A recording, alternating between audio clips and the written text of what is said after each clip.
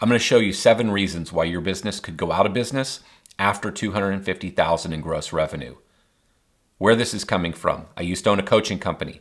I used to own a software company. That software company served companies that did $200,000 to about $20 million. Most of our clients were in that $750,000 to $3 million range. I've had thousands and thousands of them. I've seen lots of them go out of business, especially the smaller ones, but I've seen some bigger ones go out of business as well. I've had friends go out of business. I'm friends with a number of consultants and advisors to businesses that help businesses get out of trouble. So I know what they've seen in terms of the challenges and why businesses go under. So I'm going to give you the 7 reasons why if you were to fail, this is how it's going to happen, and here's how you avoid it. I recently posted on 5 for 50 30 mistakes that you could be making in your business that will either lead to it going out of business or more likely will cost you a small fortune. So within this list of 30, I'm going to reference 7. And these 7 are ways I see businesses go out of business.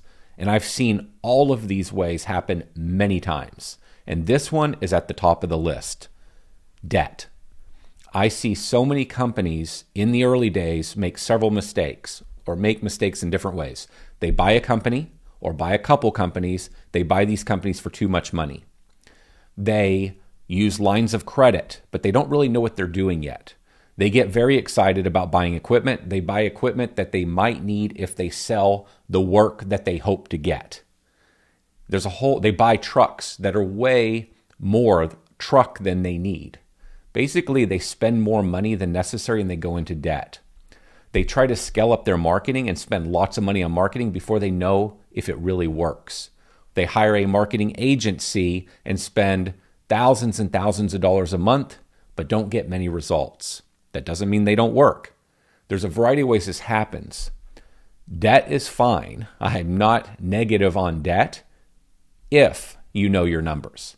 If you understand the flow of money in and out of the business, the cash flow, if you understand the seasonality of your business, if you understand when you look at your bank account how much money you really have that you can spend to hire people and invest, if you understand the margins of your business, your COGS, your gross margin, your per man hour rate, your labor rate, if you understand these numbers, if you understand what it costs you to acquire a client and how fast your clients leave you, they churn out of the business, then you have the data to make wise decisions and you can use debt as rocket fuel to go faster. But I see almost nobody use debt that way.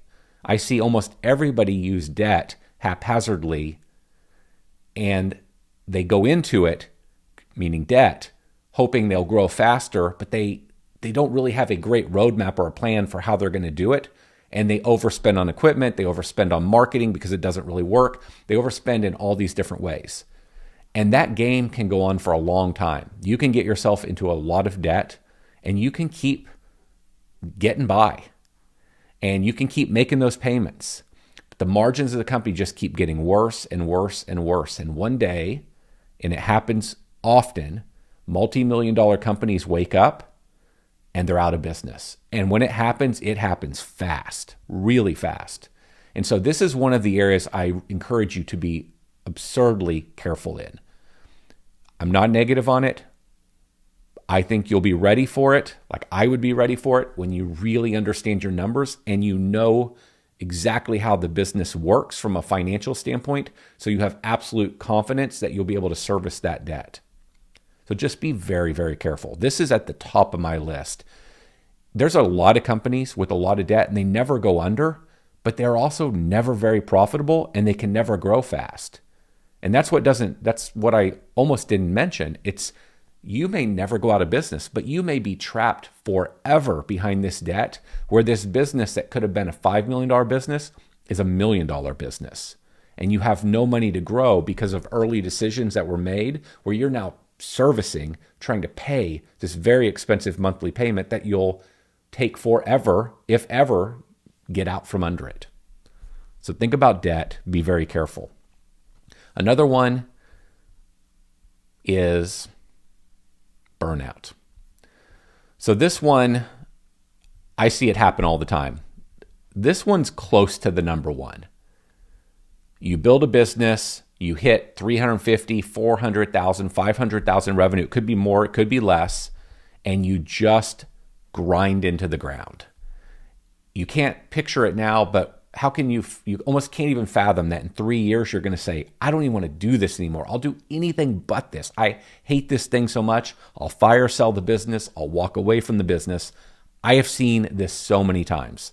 Having had a software company, I have seen so many people go out of business. Our number one churn reason was for years and years, meaning the number one reason people canceled our software, closing their business. These were multi-$100,000 businesses. People just wear down. You end up with debt. You don't get out of the field. You're doing all the work. You're answering the phones. You're doing the sales calls. You're doing the estimates. You're dealing with all the hardest conversations. You're doing the accounting. You're doing everything. You hate 50% of what you do. You're exhausted. You're tired. You never have time at night with your family. If you're not married, you never have time to go on a date. If you are married and you have kids, you feel like you're missing all kinds of stuff. Your spouse wants to upgrade the car, upgrade the house, go on a trip. Can we please go away for the weekend? Can we please send the kids to this school, whatever that thing is? And it's just never-ending noise and pressure. And if you ever heard me talk, I really push on this idea of going for at least a $1 million business. I advocate for bigger because once you hit $1 million or greater, you can start to build some redundancy. You can get that assistant. You can get that operational person. You can get someone in the office. But if you stay in the low hundreds of thousands of dollars, you can't do that. There's just not enough money for you to make a good enough salary to keep doing this for the next 30 years of your life and have people on your team that carry the ball for you in most of the areas, doing most of the things you don't like or that just suck all the life out of you. So many people burn out. You have to build a bigger business with some amount of redundancy to get things off your plate. Next, you're in the field too long. So this is a very similar result. Burnout happens from this one, but something else happens. So if you stay in the field too long, meaning you're doing the work, you're generating the billable hours of the business, everything I just described eventually happens to many. You burn out, you grind down, you wear out. That optimism that you used to feel, that excitement, it's gone. And when you don't have the optimism and the excitement and the hope for a better day tomorrow, you don't make good decisions. You make decisions of desperation, of exhaustion. This is how businesses get sold for nothing, for pennies on the dollar, basically for the value of the accounts, which isn't much, and the value of the equipment. And people walk away. This is why you say to yourself, I'm in the green industry, power washing looks better. I'm in power washing, pest control looks better. I'm in plumbing, those HVAC guys, they got it going on. This is how we all look at what everybody else is doing and say, well, they have a better deal going, that must be easier. It's not. Every one of these trades, every one of these businesses out there has the exact same problem, the exact same symptoms. They all lead to burnout. The only way you avoid this burnout is by building a team, learning how to market, recruit, etc.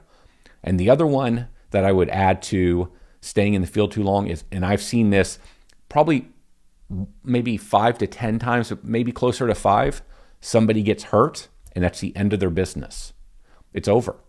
Now, I will also say I've seen 2 or 3 scenarios now where people have got hurt and it actually leads to them building a real business with a team. And then they end up with this great business eventually that's doing millions and millions of dollars and they don't have to run everything because that event of getting hurt and getting taken out is what showed them, wait, other people can do half the stuff I was doing. Don't go out of business because you burn out. Don't go out of business because you fall off a roof, because you step out into the street when a car is coming, or whatever the scenario is, you fall out of a tree. There are a million of these scenarios. And when those things happen, businesses usually end. Number 4, this thing I call ones. This is not a new idea. I see it largely with commercial. You have one client that is 30, 40% of your revenue, 50% of your revenue. And sometimes it's not one client. What it is it's a property management company that controls 50% of your revenue. That property management company moves all their contracts to another company. Lots of examples like this. So just think about all the ones in your business. You have a key client, key property management group. You have a fairly diversified business, except for you take care of this hospital or this hospital group, and that accounts for 30% of your revenue. We can run through all kinds of scenarios like this around the one client idea. You have one key team member, they're your operations person. You have one key salesperson, they drive all your revenue. You have one key way of getting all of your clients via marketing. Anytime you have one of anything, one way to get clients, one key client, one key employee, you have massive risk. And it may not be that you can't survive this one person leaving. Maybe it doesn't immediately financially ruin you, but what does it do? It burns you out. It wears you down. It grinds you into the ground. And we're back to the whole number one reason that most guys, gals go out of business. They're done. They are just mentally done. Anything other than what they've been doing for the last 9 years is better. So be very careful of not diversifying your clients, your marketing, the way you attract clients, the way you sell clients, your employee base, etc. This one tends to get companies in the beginning, or they do this to themselves in the beginning and they never fix it. And I have seen this one happen a lot. It's another version of, it's like a debt in a sense. You start the business and you don't put your team members on payroll, you pay them as contractors. You start the business and you don't set up sales tax with your client in your market, so you're not charging your client sales tax. So it's the day you decide to get legit, you need to raise everybody's prices 7% or whatever the sales tax rate is. But you know what? You also really need to take about a 7% price increase anyway because you're not charging enough. Oh, and then you need to get all your employees on payroll. But wow, if I do that, then I've got to start paying payroll taxes, and then I might have some benefits or I've got some additional costs. I've got the new payroll costs. So I really need to raise my prices like 25%. Well, I can't do that. There's no way. My clients will all leave me. Maybe I'll fix this next year. And then next year and next year, and the ball keeps getting kicked down the road. And then one day you wake up and you've got a massive debt to the government. You've got a massive problem, or you've got legal problems that have to get resolved that destroy you financially, or again, burn you out and destroy you mentally. Another version, and this one I have seen a shocking number of times, and very good friends of mine that consult in the industry, in different trades and industries, have seen the same thing, and that is people get in a financial bind and they don't pay their sales tax and they don't pay their payroll taxes. There's nothing you can do that's worse than, you're better off not paying, I'm not telling you to do this, your taxes to the IRS than you are not paying your sales tax or your payroll tax. When the government decides you owe them money that you collected, such as sales tax or payroll tax, and you didn't pay it, they levy your bank accounts. They just reach into your bank and take all the money out. And what happens when that happens? You're over. I have seen this a surprising number of times, and I've heard about it from good friends even more. It's a shocking number of people that get themselves in this bind. So if right now you're facing a situation where you are in financial risk, this is not the area to find the money. This will guaranteed take you down. So the takeaway here is set up your sales tax, set up your payroll taxes from the beginning. If you're listening to this, it's probably not the beginning. So if you have those issues, fix them. Like just as fast as you can fix it. Don't kick the ball down the road. You're gonna have to deal with this. And I'm telling you, if you don't, it will take you down, or at least the probability is that it'll take you down. Okay? 2 more. This one just leads to the exact same thing, burnout. You're not getting paid fast enough. You have to get paid fast. You need to get paid as soon as you do the work or in advance of doing the work. Because whenever you don't do that, you are making a loan to your client. You are loaning them money. That loan to them is costing you money. That loan to them means you don't have money to grow your business. You don't have money to pay your employees. What else has happened? Not only are you making a loan to them, you've actually already spent most of the money it costs to perform the work. So you've spent that money and you're loaning them the entire bill. It's a terrible deal. You can't be in that business. You have to get paid fast. If you, again, know me from the past, the thing that I preach more than anything is get paid by credit card. I don't care how you do it. All I care about is you get paid in advance or as soon as you do the work. And then you're out of the bank business. You're no longer loaning money. So now, what's the problem? The problem is if you get paid slow, you never grow. You can never grow the business. You never have any redundancy. You are the person doing most everything. Yeah, you've got help, but you're still doing most of it. You're working 70 hours a week, 80 hours a week, whatever that number is. You're exhausted, you're tired, you're burned out. One of a couple things will happen. You will eventually burn out and give up. You will burn out and not give up, but you will never be what you could have been because you will just tread water forever. And you will not become the business or the person that you're capable of. And that sucks. The burnout thing is so real with this. The other one is you're getting paid too slow and you can't service the debt, and the debt eventually gets you. This one is another big one. I mean, really, almost all of these are big. And I've seen them a million times, but this getting paid slow is at the top of the list. Whatever you got to do, engineer a way to get paid in advance or as soon as you do the work. Finally, this one I don't see as often. This is safety, and I've got it from a couple different angles. So as your business gets bigger, and this could happen at any size. It could be safety event happens to you, kind of like I described earlier, you get hurt. But it could be a safety event with your team. So you never want this to happen because you care about the people of your business. You never want it to happen because you care about your business. But I'll tell you, as your business gets really big and you've created this asset that has provided tremendous wealth to you and your family, and someday maybe this thing could be sold, you really want to go through it and you want to button up all the risk factors in this thing. You want to protect this wealth that you've created. And I'm not saying you wait until you've created something big to do this, but this is one of many things that you've really got to think about to really lock down and protect this asset. And I see companies that underspend on insurance, underspend on training around safety, underspend time and money on conversations around safety with their team. Just in general, they are not taking safety serious enough, and it's adding massive risk. If someone gets killed, odds are you will go out of business. Maybe not simply because of financials, because it is devastating to the business. From a morale standpoint, it's just devastating.